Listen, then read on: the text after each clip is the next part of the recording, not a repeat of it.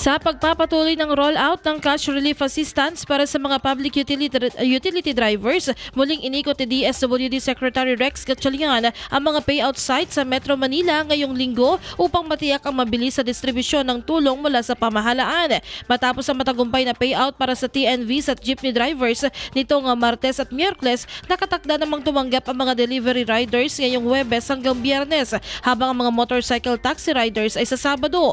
Binigyang diin ng kalihim na magsasagawa ang kagawaran ng special payout katuwang ang LTFRB at LGUs.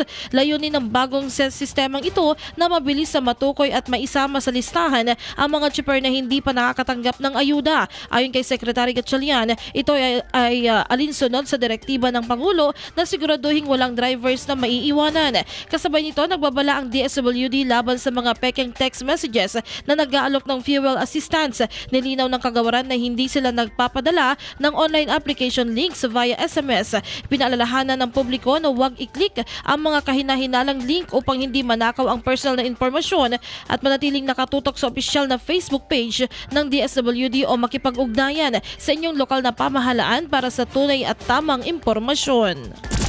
IFM News.